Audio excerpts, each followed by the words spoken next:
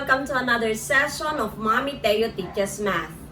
Our most essential learning competency for today is interpret the mean and variance of a discrete random variable. Let's do it. Example 1. Senior citizens of a particular barangay organize a Christmas raffle bonanza. 1,000 raffle tickets are sold for 50 pesos each. Each one has an equal chance of winning. The first prize is a 32-inch LED TV worth 10,000 pesos. The second prize is an electric oven worth 5,000 pesos. And the third prize is a grocery pack worth 2,500 pesos. Let X denote the net gain from the purchase of one ticket. When we say net gain, that means what will you get after paying, of course, the 50 peso ticket. So, suppose you won the first prize, which is 10,000 pesos. Your net gain there will be 9,950. If you won the second prize, which is 5,000, the net gain there will be 4,950. If you won the third prize, which is 2,500, your net gain there will be, of course, 2,450. Meaning, the price of the ticket is deducted from your winning. Now, if you did not win, of course, it will be represented by negative 50. Letter A. Complete the table below showing the probability distribution of X. This one. So, what is the probability of winning the first prize? Of course, we have here how many tickets sold. There are 1,000 tickets sold. So, therefore, that is 1 over 1,000. Same with the second prize and third prize. Okay, now, how many did not win but bought the ticket? Of course, there will be 997 over 1,000. You just deduct 1,000 by, of course, the three major prizes, and that is 997. Letter B. Find the probability of winning any amount in the purchase of one ticket. Let PW, P of W, the probability of winning any amount. So this is P of W is equal to, of course, 1 over 1,000 plus 1 over 1,000 plus 1 over 1,000. This is first prize, second, and third. So this is 3 over 1,000. Let us go to letter C. Find the expected value of X, then interpret. We know that expected value of X means the mean of course, the discrete random variable. And that is denoted by E of X.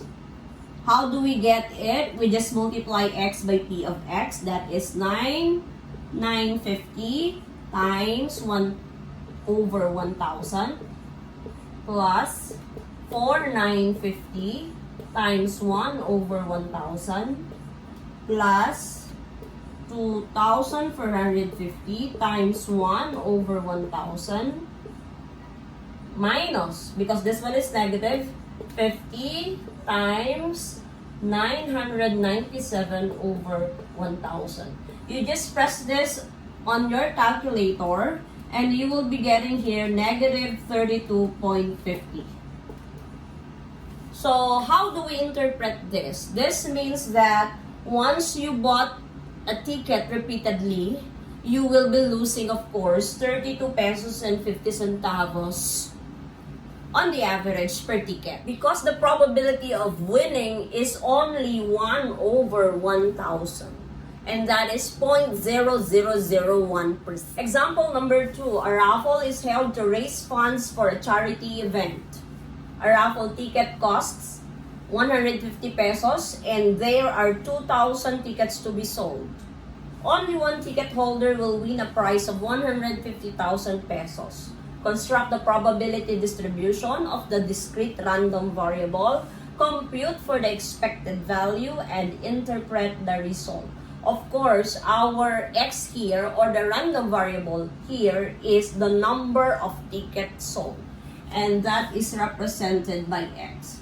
So, P of x, or the probability of the random variable, of course, take note that the price is 150,000. So, your net gain here will be 149,000. So you just deduct 150 there, 850 pesos. And the probability is 1 over, of course, that is 2,000. Okay. So now, those who will not, of course, win will be represented by negative 150. And how many? So if there are 2,000 tickets, there will be 1,999 over, of course, 2,000. Okay, so this one is the probability distribution.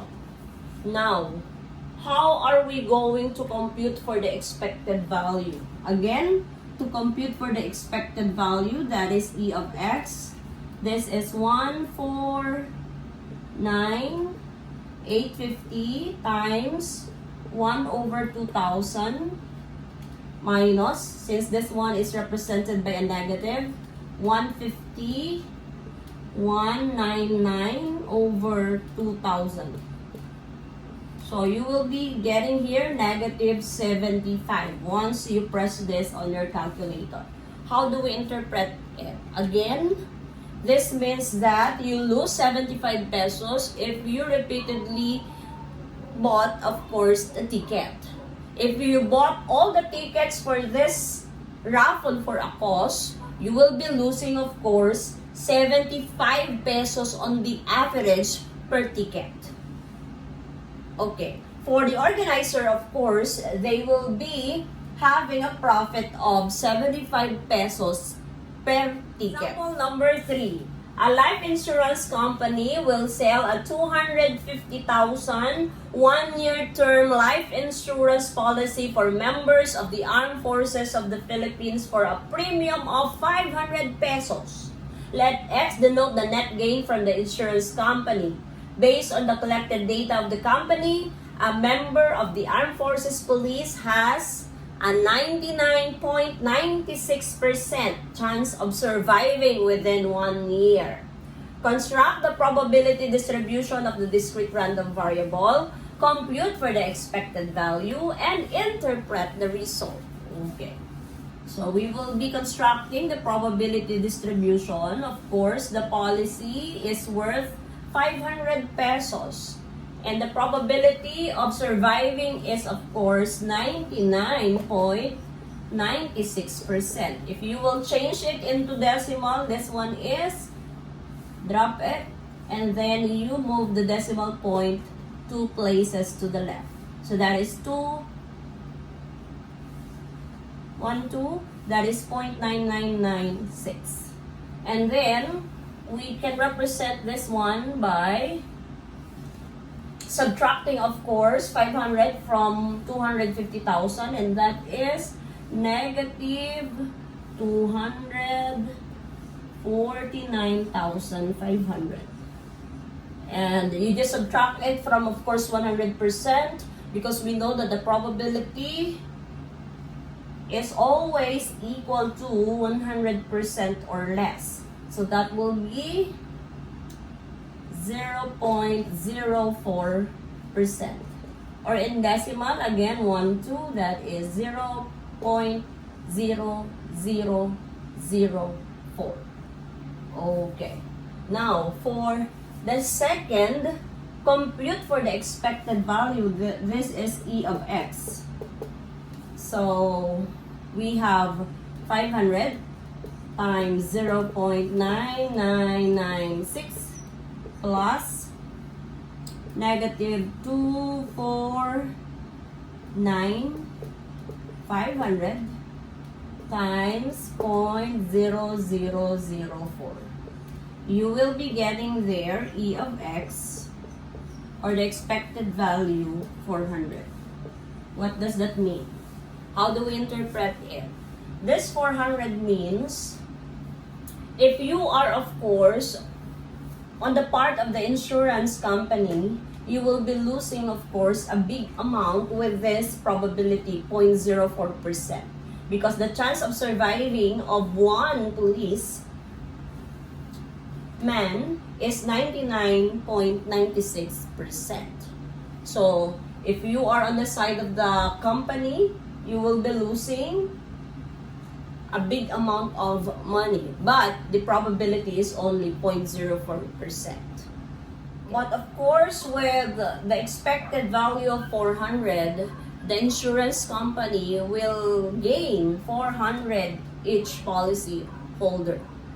So that is also a big profit, and the probability is 99.96.